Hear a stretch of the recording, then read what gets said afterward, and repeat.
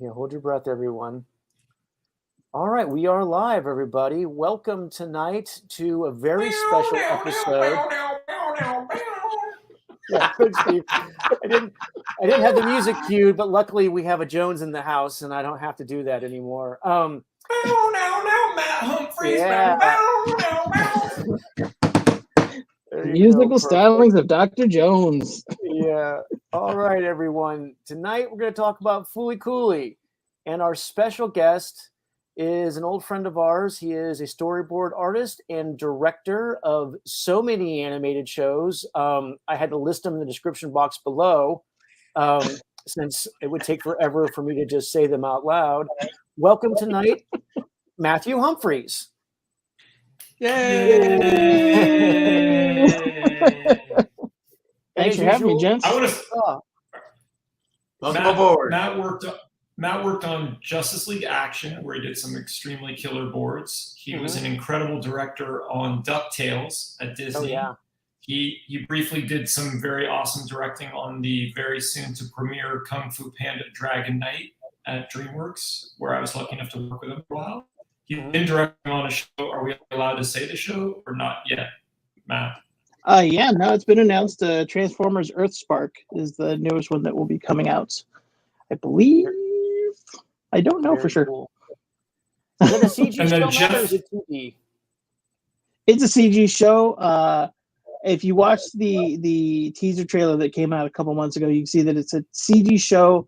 Really cool rendering style and 2D effects, actually, which kind of makes it a unique looking show among the Transformers stuff. So Very, pretty very cool. Yeah. And then Jeff and Matt Humphreys worked together on Transformers Prime, I believe. Yep.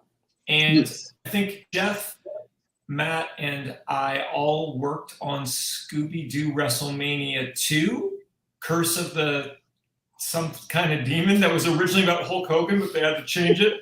Right. So we had to I can't imagine The Undertaker. Oh, such a pain. And then I don't know if I was lucky enough to give Matt his first job, but one of Matt's first jobs in animation, I had the honor of having him on. I think maybe the coolest character design team that I've ever been a part of. And I've been on some cool character design teams, but it was the dearly departed Clement Sauvé, who's an art book. His friends put together an art book for him. Me, Dusty Abel, Shane Glines, and Matt. It's a pretty cool team. Yeah. It was. Oh, that was G.I. Joe Renegades. Yeah.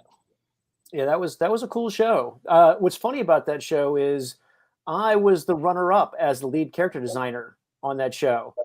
No kidding. It came down. Yeah, no, seriously. So it came down to me and Clem, and Clem's designs were super cool, and they would have made fantastic toys, and he kept that in mind. And I carved down and Spartaned out all the characters so that, because in my mind they were on the run, so I didn't give them a lot of gear, which was dumb. It was the dumbest thing in the world. Let's not give the toy franchise any toys. Exactly. So even though they liked my design, it was 100% the wrong design choice. And then, sad irony of ironies, given certain companies and whatnot, the toy line ended up being canceled anyway. Yeah. And they never. And I saw the amazing little lineup of Clem-inspired toys that were made, and they never saw the light of day. So they were cool. I saw the mock-ups. They were neat. Yes. Yeah. So FLCL-Fooly Cooly. Oh, sorry. Someone is reminding us that we should talk about what we're supposed to talk about. Yes. So all that is to let you know who Matt Humphreys is for someone who doesn't. He is an expert storyteller and well-versed in all things animation. So we're going to talk about his favorite show that he wanted to talk about, Fooly Cooly. Well, since we've had that sound effect. Yeah. There you go. Jonesy. What y'all drinking tonight, guys? I'm going back to the old nitrous vanilla Pepsi again because it's incredible and delicious. Nice. What do you got there, Scott? That looks. Just some tea. Oh, and I have my favorite beer at the moment. It's Pacific Ale. Good life. There you go. Nice. Tasty local beer. I am rocking the Diet Coke because I like to rot my insides. Woo, woo. Perfect. I'm assuming you'll be working tonight too. So let's go into Fooly Cooly. So for people who haven't seen Fooly Cooly, it came out, what was it, 2005, 2002? 2001. 1999. 2000, okay. Where I think it came out. Didn't it come out in Japan in '99 and then come out, and we finally got it over here in 2001 or something?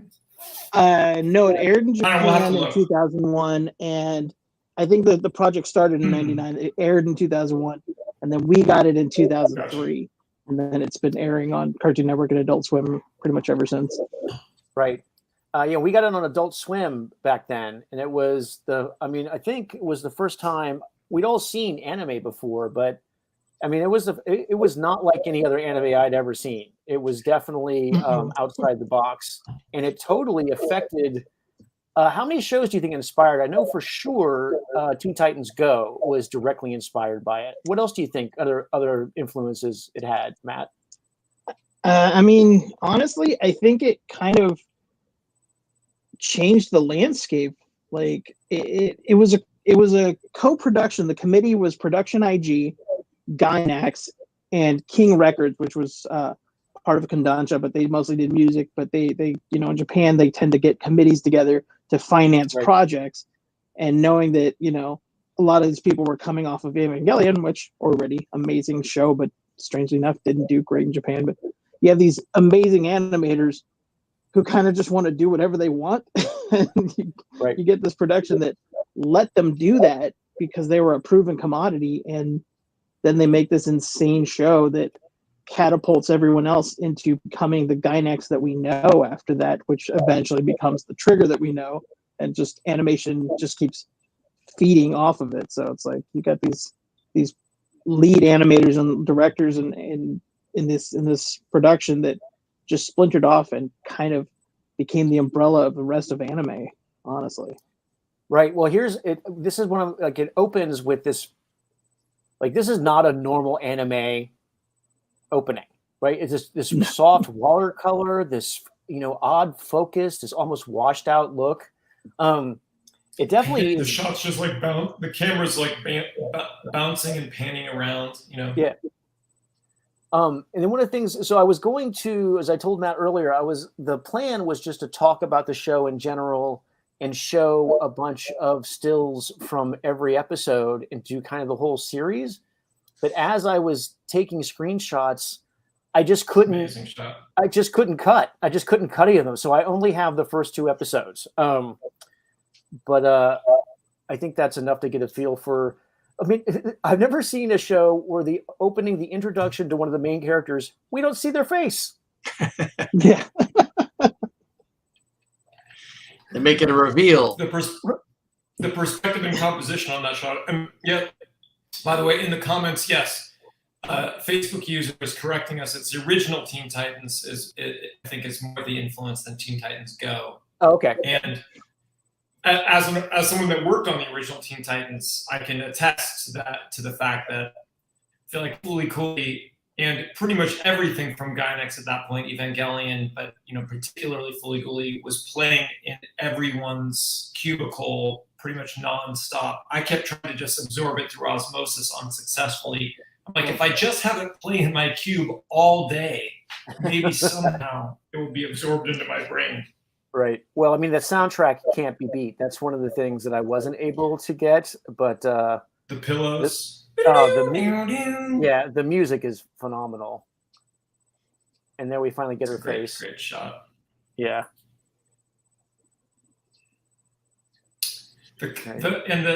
Also just the art direction on the color styling is really incredible too. I feel like it actually inspired a lot of comic book artists in it around that time, in addition to the effect it had on animation. Like, I feel like if you look at maybe Josh Middleton or other guys' stuff around that time, it feels like they hip to a lot of the color palette in this show. Mm-hmm.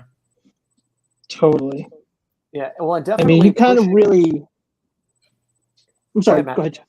No. I was just gonna say that the compositions are so extreme, right? And they give you so much space, and then they get in so ridiculously close. Yeah, I mean, it's you don't tend to get that from these kind of like comedy-led like shows that have some action in them, but having the pedigree of like Kazuya, the series runner on this, who was also on Evangelion. It's like you work on those shows for years and years.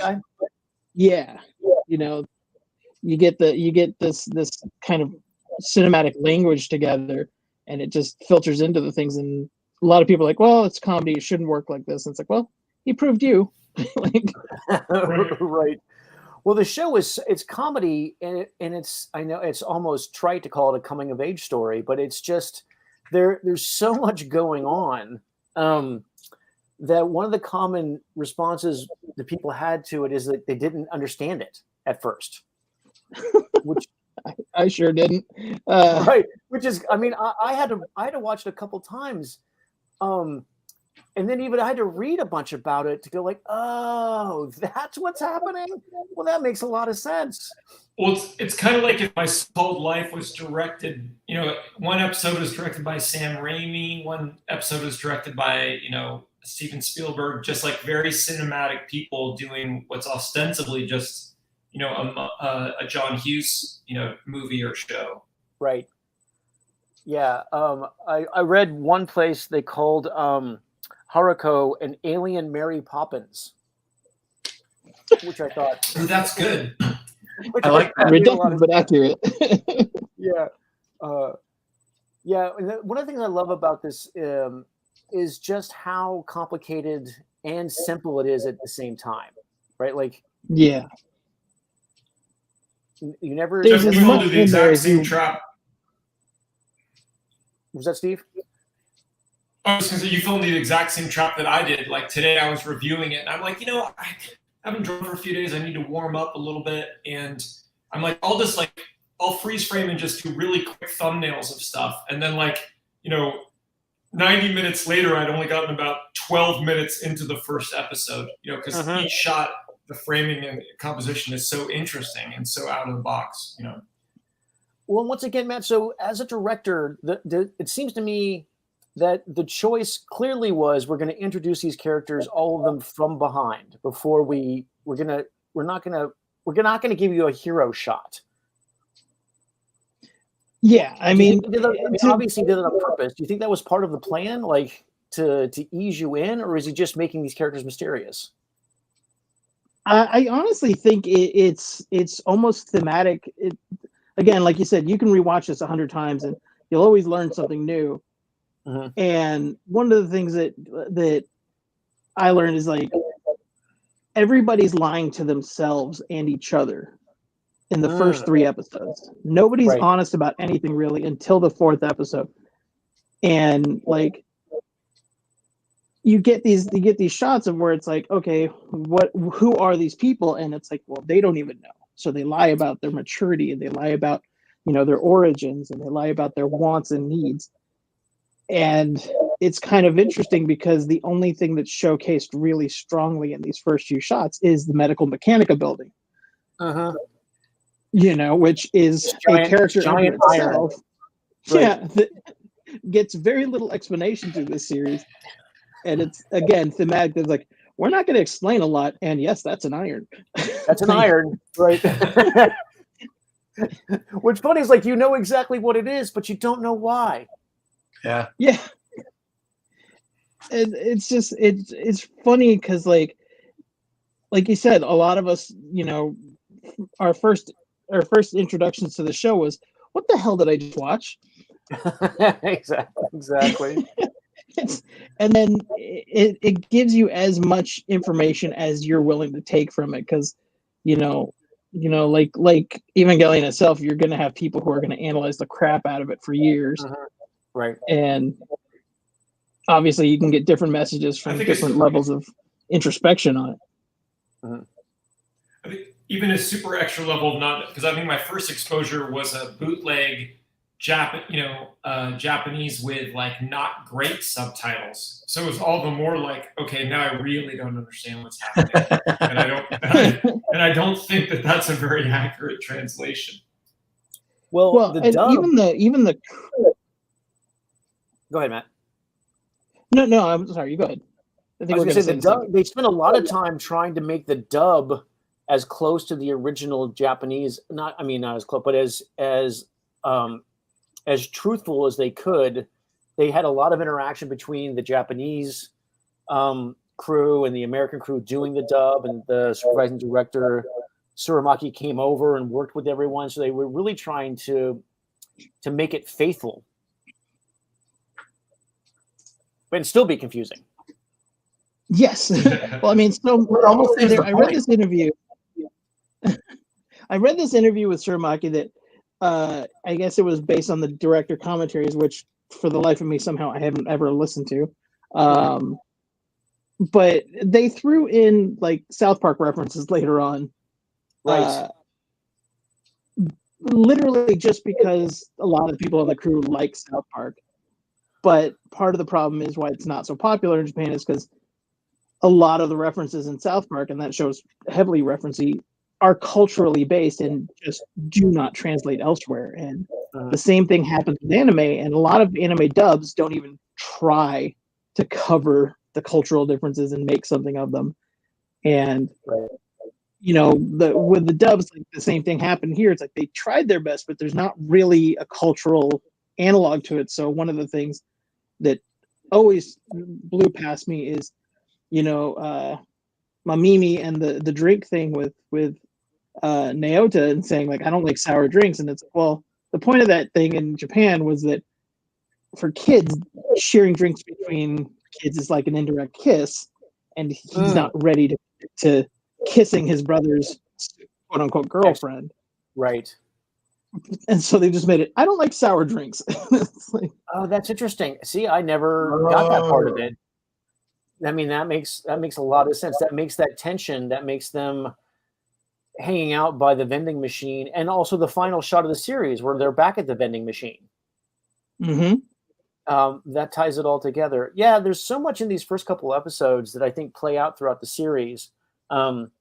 That you could do such a deep dive on every episode and spend hours just analyzing the why of the drawing, not even talking about the how of the drawing.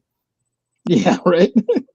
But I think that's one of the things that makes this show pretty enduring, though, is that you could analyze it, get a crazy deep story out of it that very well could be intentional, or you could just watch it for the surface level of, this has some of the most insane animation ever done in an anime at the time. Oh yeah, 100%. I think it's crazy to look at something that's 20 years old and still feel that it's cutting edge. You know what I mean? Like, like Trigger has, the Grok stars from Gainax have gone on to do other great things, but this is still, it's right up there. It's not really that, it'd be interesting to hear where anyone thinks it's been surpassed, but I don't know if, it's a unique edition. I don't know if it has been surpassed. I mean, it's interesting because, like, back when this was coming out, there really wasn't a ton of incredibly high quality anime being dropped like there is now, and I think a lot of people are just kind of numb to some of the advancements that come out in like anime. You got shows like Haikyuu, right? It's a sports anime. Doesn't need to be as amazingly animated as it is, but it is like right. And they have rotational shots that are hand drawn and like speed ramping and stuff. Whereas even in this one, they needed the support of CG, like geometry, for a lot of these crazy 360 rotations. Yeah. Right. One of the things as a comic book artist, one of the things that I never learned and never really got a grasp of when I was doing boards is that crazy exaggeration of her legs, that kind of forced perspective and motion, that squatch and stretch. I still have a hard time with that. Me too. Yeah. I force myself to do it, but it's hard. It's real hard. So when you're Don't when you're worry, directing- don't worry, guys. I've mastered it. It's all good. Yeah, yeah, Steven, you got a handle on it. Yeah, that'll be our next show. God, look at that. Crap. So great. Oh, Yeah, my one of the baby things just that. hello, baby. Oh, there you go. Sorry, my daughter just came into the room. It's our Hey, sweetheart. it's our first baby on the show. It Hopefully is our it's our first baby last. on the show. Welcome, Mama's Matthew. going to get Baby house. doggy. No, the doggies are in the living room. Doggy. I have these little anime corgi figures that she has decided are hers, and she Oh. has sent them, and she keeps looking for them in my room. I'm like, not in here, baby. Oh, that's Sorry. adorable. I just The dinosaurs? No. You gonna go with Mama? Oh. You got change? I think you need a change. Go with Mama. Mhm.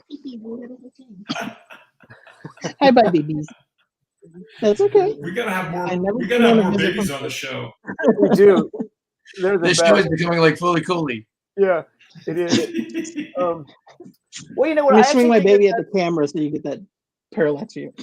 Oh, that would be great. That would be so cute. Actual reference. There you go. Well, I mean, I think that's actually kind of funny though that we all have. I mean, one of the things that's great about Fooly Cooly and Gygax and the best art in general is how much of the personality of the creators is in it. Yes, Right, like- 100%. One of the things that on an interview I was listening to by Suramaki is like they asked him like, well, why is that in there? And he goes, well, I like that. Well, why is the baseball in there? It's like, well, I like baseball. You know, he just put the stuff that he liked in it and stuff that's mattered to him. And so I think that gives everyone else a place to almost grab like- a foothold. No, Jeff, I think because I think, so speaking to what your point, Matt, and what you just said, Jeff, is I think it's like, yes, there are things, right now we've gotten used to 20 years, and particularly the past 5 or 10, of just spectacular level of animation coming from Japan. But I don't know if there's been anything as personal as this that surpassed it. It's almost like $100 million independent movie. You know what I mean? In terms of like, it'd be like if someone just made someone and their friends just got together and made a random story about a bunch of personal stuff, but they had an unlimited budget. You know, is almost what it feels like in terms of just, it's like if you mix like a, Clerks with an Edgar Wright $100 million movie or something, Right. Clerks That's mixed kind with of- Pacific Rim. Yeah, That's, well, that's what you're it would right. be. Like I think we read that same interview, and it's like you find out that, well, why is there a bass guitar? And it's like, well, that's because Suramaki has this guitar.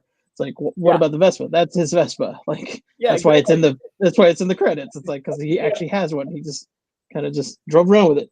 But I think that's the best art. I mean, I think that's the thing that keeps you up throughout the middle of the night is putting your heart and soul into something. Is like you have to really enjoy it. Otherwise, it just Yeah. loses that kind of personality. I mean, it definitely kind of shows a trust that sometimes you get in anime where you get these guys who are kind of visionary, but even down to earth as Suramaki is like he trusts his head animators. You have at the time not, I wouldn't say unknown, but not the superstar that he is now, but the Hiroyuki Imaishi is like one of the key animation directors on this, but he also directed an episode. He storyboarded a couple episodes, and like he talks about, yeah, I just let him kind of do things like as long as he hits the story, just do things. And then, but for Suramaki to have that same kind of breath of trust from the production to just kind of throw things in there because I want them to be there is amazing. Right. And it makes it very personal. And if it fails, it's a very personal failure because like this is me on a plate, and then it doesn't work. That's gotta hurt. Well, I guess Right. that's a combined skill set that that is more common in Japan than it is in the States, which is storyboard artist / animator. Like especially in American animation and an American TV animation, you have potentially extremely skilled storyboard artists, but not necessarily every storyboard artist in America can animate. Yeah, I know I can't. Well, I mean, we also don't have the extreme pipeline that they have, like Right. where you have to become like an in-betweener first, then you become a key animator, then you become like a supervising animator, then you finally get a chance to direct. And because you have all this years of experience, you know exactly what your team needs to translate things, you know how to storyboard it. And it being in-house, it's a different language because we're always shipping to an off-site studio, so we have to give more information, we have to do it a lot faster, and we have a lot less training once we start boarding, because it's like for us, boarding is an underling position versus in Japan it's the highest echelons. Like when you're boarding, you're already a leader in your industry. Interesting. That's a really good point, Matt. Yeah, that is a good point. Well, one of the things that also takes balls, apart from putting your heart on your sleeve and putting it on the page, is just some of the storytelling techniques that they use. Like, first off, going back to the manga, right? Just throwing that in. Right. And then we have a manga moment that sets us up, which like an entire sequence that's just done as it's just panning over a comic with limited style, and then just totally. that next shot you were talking about, one so bizarrely meta, to be like, okay, we're pretending that this is somehow like a live action thing while the anime actors are backstage, like talking in the sound booth. Right, they break the fourth wall. They give you a little taste of it, because later on they give you a much more of the manga, and they really break the fourth wall, and then they just go right back to this crazy shot. Yeah, that's amazing.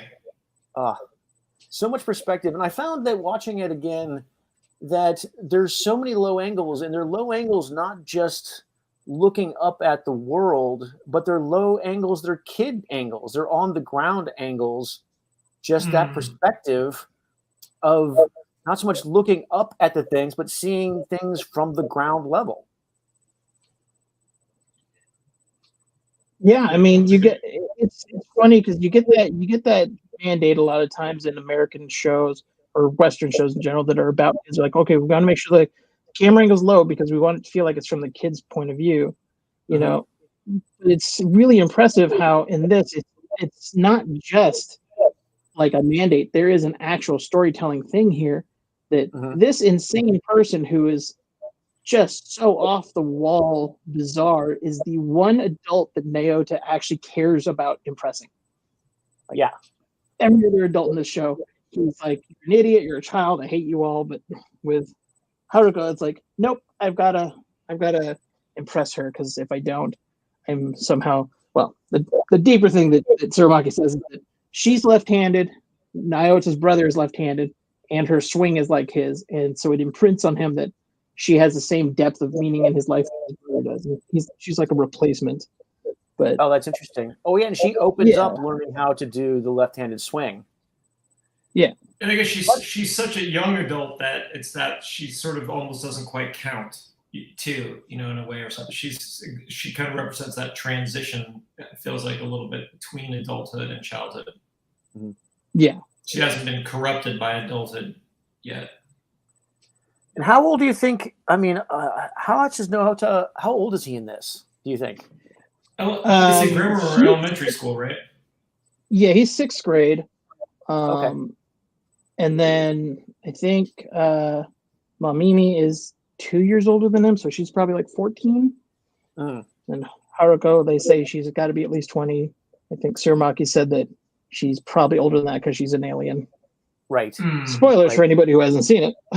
Well, one of the things I think is hilarious about this show is you're like, okay, these are some complicated relationships, and then this person is a little bit crazy and obviously a little bit out of control. But like, oh wait, she's a space alien cop, sort of.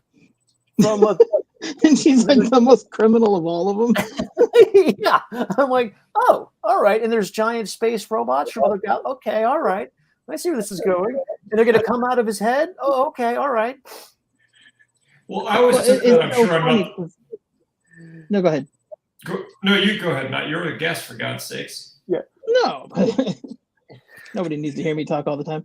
No, I was just gonna say, like, it's funny because, like, she seems like she should be lying, but for all we can tell, she's the only one telling the truth. That's a really great point, Matthew. That's a really great point. She never lies. Well, I mean, she pretends some things, but she never actually lies about, I mean, maybe about what her end goal is. Yeah. But no, she's but even pretty that's not straightforward. truly revealed. So, like, Right. Yeah. Well, like, they all. she wants the space pirate Adamus, who's basically the Phoenix. Right.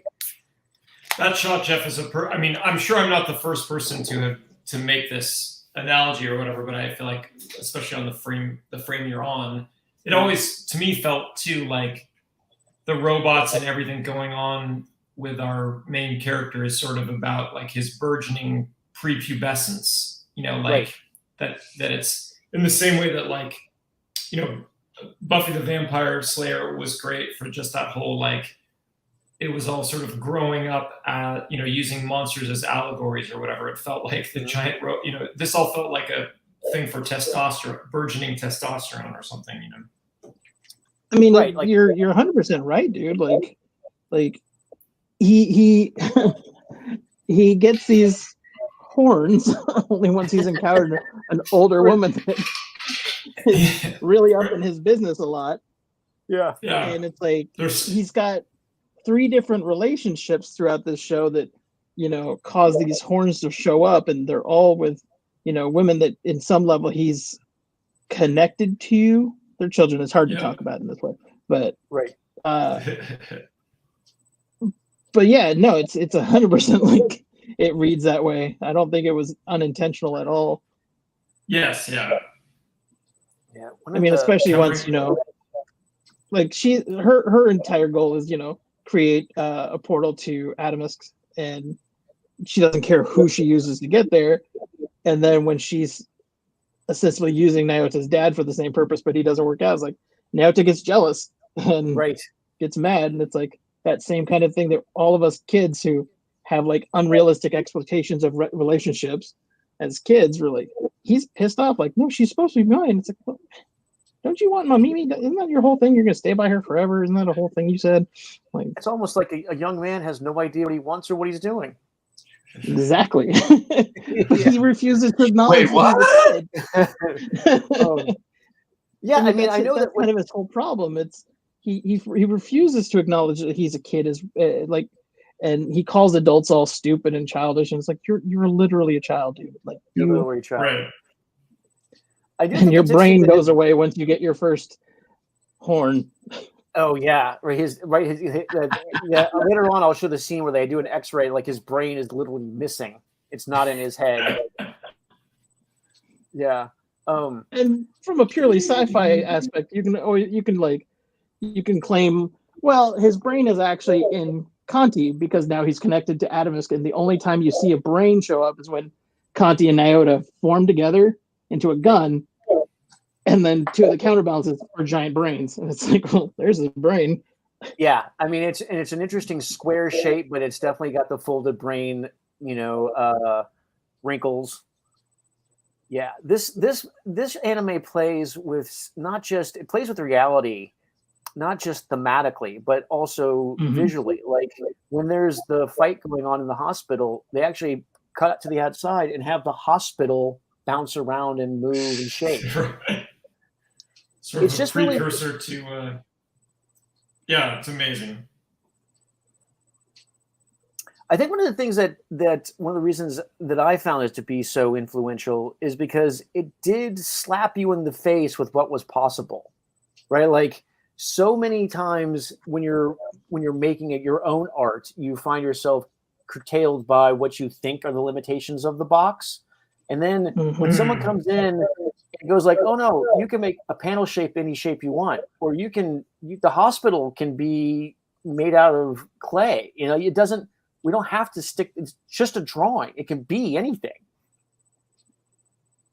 Yeah, like this show really plays with that so much, especially in every time you think you're going to get an answer that's going to push the narrative, they have to remind you the show is also nonsense. So don't read too deep all the time. Like when she breaks into Medical Mechanica with her Vespa, and there's like this throwaway line that she has, and it's almost underneath the background sound where she's like, there's not even any doors into this place. Oh, well, that's because it's an alien facility, and the only way in or out is through these NO portals.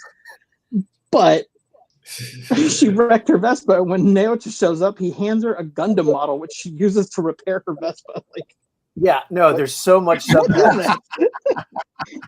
I mean, and one of the things I love too is like the iron, the Medical Mechanica. Like it's supposed to be ironing out the wrinkles, and it is this alien place. And of course, it's like an adult mystery. There's no doors in. What are they doing there all day? What's going on?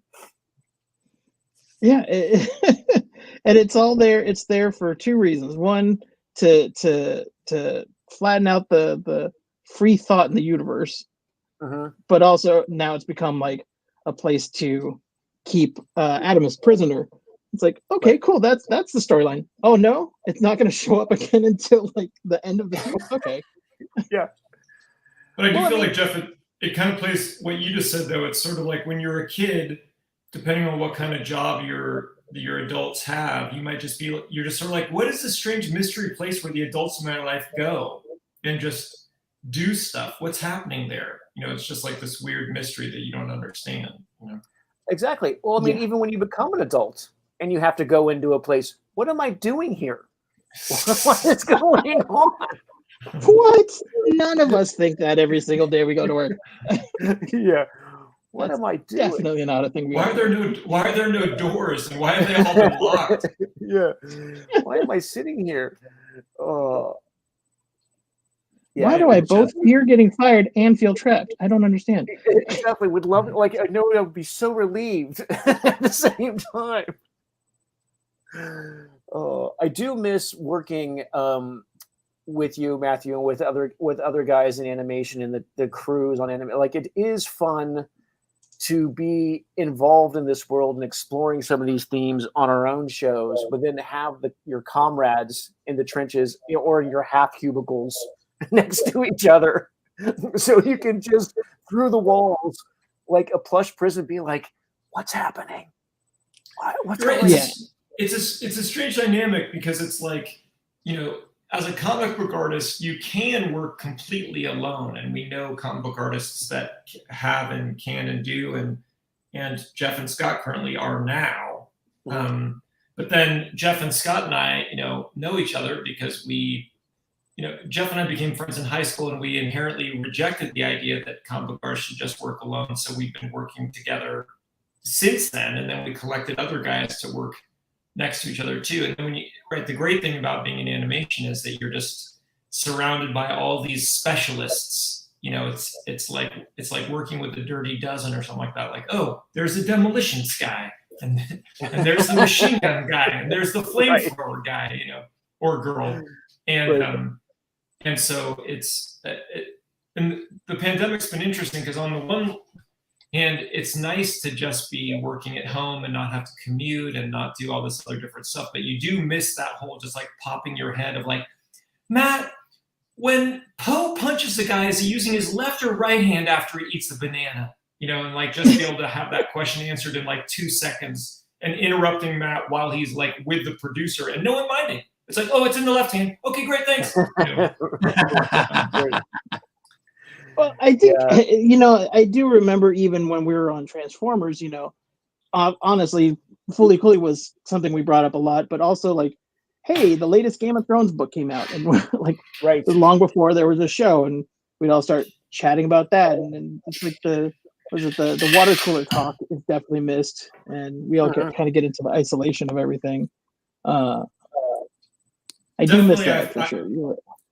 And I felt like, I mean, I would want to do this anyway, but I felt like if a new movie came out that might be anything connected to anything that anyone in comics or animation would like, you had to see it before Monday if you wanted any chance of it not being completely destroyed, because everyone would have seen it, and that will be all the subject will be on Monday. So it's like, okay, well, there's a new Star Wars movie. You better have seen it Friday, Saturday, or Sunday, because by the time you get in the office on Monday, that's all anyone's going to be talking about, and they're not going to care if it's spoilers or not. That's true. Yeah. So I just looking at this picture, this one shot as the robot's about to pop out of his head, it occurs to me that not only is it about this image in and of itself is about the tension of puberty, of relationships, but also it's kind of like that moment of the creative process where you're just like, what's happening? I have this thing in my brain. How do I get it out? What can I do? What does it mean? And I imagine that that's got to be part of the underlying story for the creators, for everyone involved on this show. At least for us, everyone involved in the show. I imagine it's got to be the same in Japan. Well, I mean, especially with this crew. I mean, coming off of Evangelion, which was 100% about like Anno and his own anxieties and stuff, and like Tsurumaki worked on all of those, and where he's not Anno's. He doesn't have the same anxieties as Anno, but he's definitely got, as any artist has, anxieties, and Evangelion definitely is very much about growing up too, I think. Yeah. Well, I mean, becoming a person is a creative process in a way. So I'm not surprised that they have a lot of similar angst. And learning how to deal with deal with giant robots in your life every day. It's a thing we can all relate to. Well, I mean, it's a fantastic metaphor. It's like this robot has all this power and I'm not really in control of it, but it is affecting my life. I guess you could argue it's all about just being humans in the post-industrial revolution, maybe. Yeah. I mean, excuse me now while I go right. Yeah, I was going to say, like, that sounds like a dissertation, Dr. Jones. I think I'd like to read that. And then you have Tsurumaki who says, "I wanted a robot in the show, so I made a robot." Exactly. It's in there because I like robots. Grumble, grumble. Oh, right. Like sometimes A is just simply A. Sometimes robots are just cool.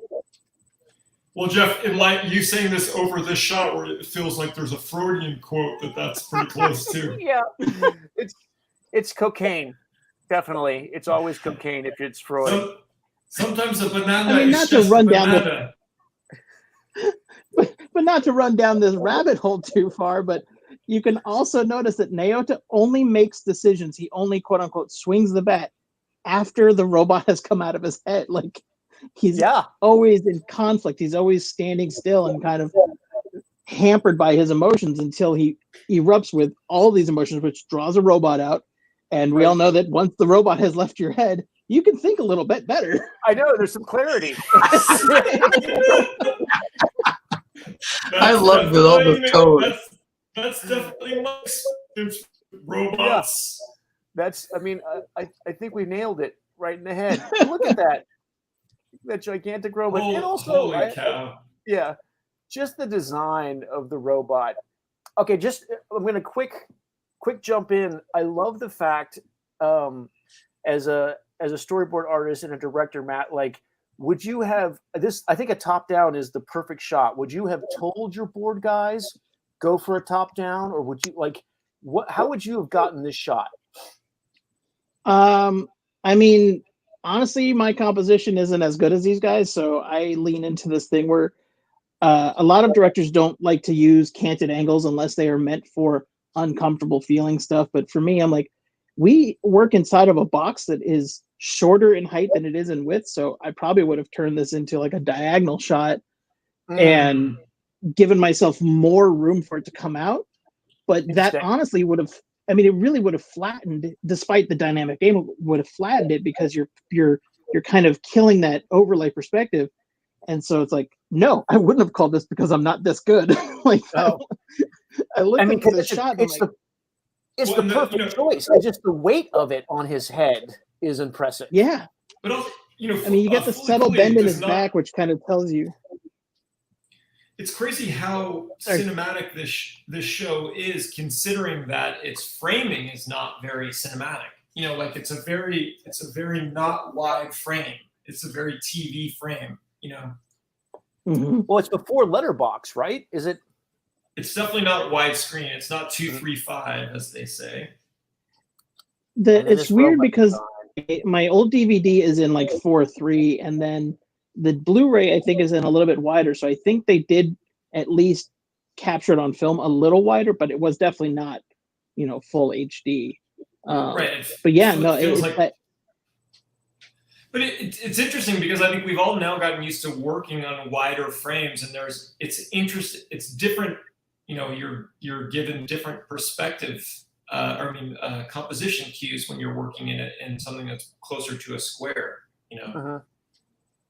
Yeah, I mean, I don't know if you noticed on my Instagram, but like I started working in like little sketches that are in 4:3, just because it does force you to think about composition a little differently. Like, again, I hate going back to Evangelion every time, but it's, you know, visually fairly perfect. Right. But like it kind of forces characters like the infamous elevator shot to have to be in closer proximity. Like you get widescreen stuff and you're kind of paranoid about negative space, so you tend to put a lot of characters on the board on the wider thirds, and rather than on the closer sides of the rule of thirds and stuff like that. And it kind of makes you feel a little more empty space, whereas this forced you to have composition that thematically could make characters closer together and have them much more intimate with each other, and it not feel like a bad composition. Yeah, no, I think Castle of Cagliostro is also at this aspect ratio, and it creates different. You know, it forces how you have to think about things differently. I think it does. Yeah. I think it does. It does lend itself to more intimate character positioning. Right. I mean, you think about it With like all from the a comic space- book point of view. Ooh. You know, comic books have infinite Yes. reviewability, but at the Right. same time, as a penciler or whatever, you still have to think about caption boxes and you still have to think about word balloons. And so you're kind of forced into smaller and smaller spaces with your compositions. And I think that's why, you know, a lot of anime and a lot of manga has very similar framing because they come from similar like visual languages, whereas in Western media, comic books and animation don't always translate to one-to-one. I have But to say that's why that I think I had a hard time with that. Yeah, I definitely had a hard time shifting from comics to storyboards. And like I don't know, I'm sure you remember some of my early Transformer stuff. I definitely was off.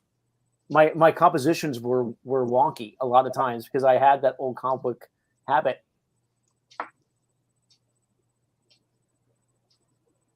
I don't remember your compositions ever being off, sir. I'm pretty sure I remember you being amazing all the time. Oh, well, you disgusting jerk.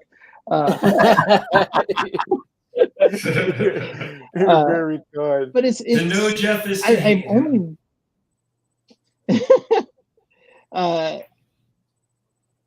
well, to know each one of you is to hate you. So, you know, That's high. Ironically, that's high praise, Matt. Thank you. Yeah, the feeling I is hate mutual. you. We my hate friend. you too now. Yeah.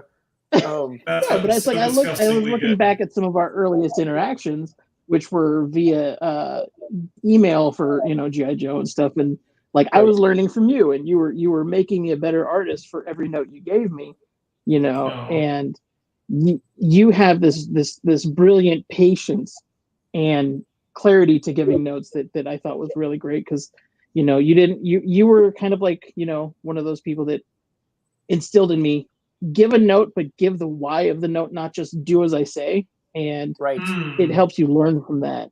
And I think that helped breed in me a necessity to dissect everything I watch, often to detriment because I can't enjoy anything anymore. that is a Jonesian byproduct of analyzing. He will go we'll go deep to the point where like, what are we even talking about anymore? Well, that's often mean, the like, problem because of our jobs. Yeah. That's the But how fun you part. can't always learn. There's not infinite classes you can take that will always grow your skills. So a lot of times you're kind of stuck with, well, I'm going to look at something I like until I don't like it anymore. Hmm. Oh yeah. Yeah. But that's I think one of the beauties of this kind of absurdity that like Fooly Cooly and even to an extent like Terry Gilliam stuff even would like it has that reviewability because you're gonna find something new each time because you're watching it with a different set of eyes than you had a couple years ago because you've learned, you've grown, your brain's changed, you know. Well, Scott, when I know that you had not watched this before. What was your first impression of watching the first episode? It was bonkers. I had no idea again what I was like. Wait, what's going on? Wait, she clocked him with a base. She can't. What's going where?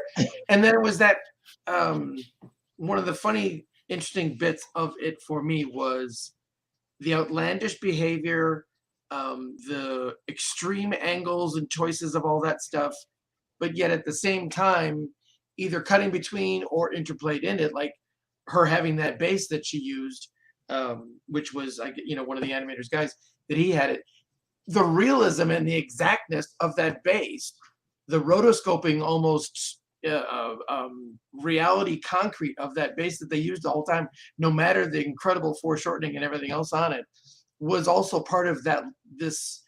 How I'm really intrigued to watch the rest of the show now because it does all the stuff where it'll really take you from extremes of what's going on, and yeah, it doesn't explain anything, but at the same time, it is just like bombarding you with visual information or other information, and there is logic behind it. You can tell it's not completely bullshit. You've seen other shows where like, well, none of this makes sense. Come on, that doesn't work. But this one's you can tell there's like an undercurrent of, well, this means something. I have no clue what's going on, but somebody does who made this thing. I feel like it's sort of the anime version of Monty Python. It's intended to be watched multiple times. It's it's the storytelling is good and it gives you all this information, but it just hits you with more information than is possible to be absorbed in one viewing. You know? The closest I could think of as a comic book analog to it was Sienkiewicz's Elektra Assassin, because that first issue of Elektra Assassin, you're like, what? We've got fully painted, rendered this, that, and the other thing, and then you've got child crayon drawings for this part of the story, and then it jumps over to here, and you're just everywhere, or you have photocopied the same head over and over again on the Sienkiewicz stuff. He does anything he wants to. It's almost like an art house comic book. Yeah, everything is at his disposal, and same thing here with this stuff. Like you pointed out before with that the hospital thing that they do the crazy stuff with, that it's all up for grabs. They do what they want to, which is really cool and really refreshing. So much. Look at that. Yeah, I'm blowing. Since we're about an hour, I'm blowing through. So Matthew, I have to apologize. I know you said you wanted to specifically do episode 2, and whoops. So this. But I mean, there's so much great stuff in episode 1 that I couldn't choose. So it's my fault. And I knew we'll just have to have Matt back. We'll talk about Fooly Cooly and then maybe get him to talk about BNA too. Yeah. There you go. Well, hopefully next time we can get Matt to even do some drawings. That would be awesome. Ooh, pretty. Yeah. Matt had the greatest whole time. So. Now that I can tell, Matt had the greatest, cutest shorthand for Poe on the Kung Fu Panda show that we were doing. Like all the Poe drawings were so cute and charming. It was just really fun and inspiring to work over his stuff, which I got to do a fair amount. Matt, can you share your screen? Robots. Have you been drawing this whole time? Yeah. All copyrighted material. Everyone at home, you'll all sign the NDA, right? Sure. Can you share? Can you share the screen, or should I do it? Can I do it? Hang on 1 second. I think I'm getting it here. Jeff Johnson coming at you. Yeah. Full CG. Humphreys. Rick Moranis coming at you. There he is. There we go. Cool. Nice. Wow, that's awesome, dude. I love the foreshortening on the guitar. That's so good. It's messed up, but it's still a sketch. Yeah, it's that dude. stage. Yeah, your drawing always has so much life, man. It's always one of the things that I've loved about watching you draw and seeing your drawings is like they just have so much bounce. Yeah. Well, Matt's I always feel like he's just able to put a lot of joy into his drawings, which like there's a great somewhere on Matt's. I think Matt and I've met on DeviantArt just to date us, but I think. I feel like Matt did this great Marvel Universe homage where he redrew a bunch of. There's like this great. I think maybe Bob Layton did the original drawing or something of all these Marvel characters, and then Matt just came and did his version of. It's like, oh, can someone just hire Matt to just draw all the Marvel comics, please? Because I remember those. Yeah, I want to see. That would be great. I think I saw some of that just a few minutes ago before we started the show. That I saw a bunch of X-Men drawings and stuff like that. Right on. I kind of picked up on that literally on DeviantArt because of I was at the time when I started to do that stuff, I was still doing character design, but on top of which I'm infinitely inspired by the prolific drawings of Tom Perkins and his endless depth of. Let me just create a new version of this thing and let me just make this whole universe in a couple days. And, I like just kind of doing that same kind of thing where it's just like, hey, maybe I'll just stop and just do a lineup of something. And it's harder to do these days because, directing and boarding take a lot of time. Right. Not that character design doesn't, but there's a somewhat of a less pencil mileage that you have to go through. Well, there's less meetings. Tom is very frustrating. You got a lot of notes, but yeah. I'm pretty sure there's 3 people named Tom Perkins. They're triplets, and they all just live in the same house. Maybe quadruplets, and like one does the day job work, one does the enormous amount of incessant posting of other stuff. One's a great dad, that draws like lunchbox art for his kids. Like I don't know how he does it, honestly. Well, I mean, Tom never sleeps. He's actually Madrox the Multiple Man. Yeah, that's the only explanation. It's the only one I'm willing to live with. Slaps himself around until he has enough to do all the jobs. Yeah. Well, Matt, I would love if we could come back and talk. We could talk about Fooly Cooly again, but next time I would love to have you on again, and I would love to show your art a lot if you'd be okay with that. It's the duality of man. I post my art online, but I hope nobody ever sees it. Yeah. So, but I'm a huge fan, and I think that it would be really great to share a lot of what you do because so much of what you do as a director in animation it's seen, but what you're doing. It's not actually always visible to the audience, right? Because you're juggling a lot of balls in the air. Not only are you boarding on stuff, but as a director, you're guiding the other board artist.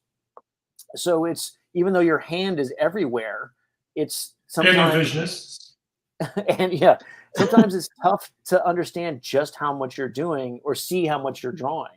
So it'd be great if we just come on and just look at your drawings. Yeah, I think that'd be a lot of fun. We have Matt. Happy to come back or whatever. Cool. Let's have Matt back on, and we'll just stare at his drawings in silence for 60 minutes. We'll just move through drawing. Or I mean, we could do that, or we could have you do the soundtrack, Jones. Just go ahead and hit the theme song. It's just my arm. With the Matt art. I think Scott's talking, but you're muted. Chewing something.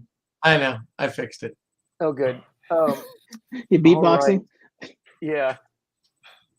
All right, gentlemen. It is 8:00. Matthew, thank you for spending an hour with us. It's been amazing. Oh, thanks for having me. Very insightful. Thanks for bringing up Fooly Cooly. I hadn't thought about it in forever. It's inspirational still. The stuff is amazing. Like your guys' work, it's always fun to come back to and learn something new from it. So thank you for having me. Each one of you has been influential in my own career. Scott, even though you don't know it, you have been. Oh, thank you, man. Your Flash run was actually the last consistent Excellent. Oops. Matt was saying something very nice about Scott. Yeah, no wonder it cut out. All And right. the universe said, that's enough nice stuff about Scott today. That's enough of that. That is funny. All right. Matt, did we lose you? Are you gone or are you coming back? All right. And then he's coming back, but maybe not. Maybe the baby's free. Baby Well, we're did the light waiting. flashes Scott run. What about stuff like this? I mean, come on. Yeah. Amazing. Oh, it's so beautiful. You hear me now? Yes, now we can hear you. All right, good. Yay. Yay. My headphones died. Oh, good. Okay. I'm glad because I'm like, he's still there. Yeah, so let's give one final image of Fooly Cooly, and then hang on a second. What will he choose? Yeah, and then here we go. Nice. After the battle in the second episode. It's like the four of us. Indeed. That's why I wanted to get to that one. All right, gentlemen. That was awesome. I love this episode. I love this show. Thank you, Matthew, for coming on and sharing your expertise with us. We will definitely have this on again so we can share your art with everybody. And then you're gonna cut out all the parts where we got blue about robots and clarity of thinking, right? Oh yeah, no, I'm gonna edit all the Freudian stuff out. Matt, you do know our show's live, right? I'm gonna edit all the cocaine and genitalia references out, so it's gonna be good for everyone. Just keep in the stripper stuff. Okay. Yeah. All right, my friends, you're the best. Everybody, thank you for joining us tonight. Jones, you want to sing us out? Cheers, gentlemen. Yeah, that's what I'm talking about. I love you guys. Take care, everybody. Thanks for having me. Thanks, Humps.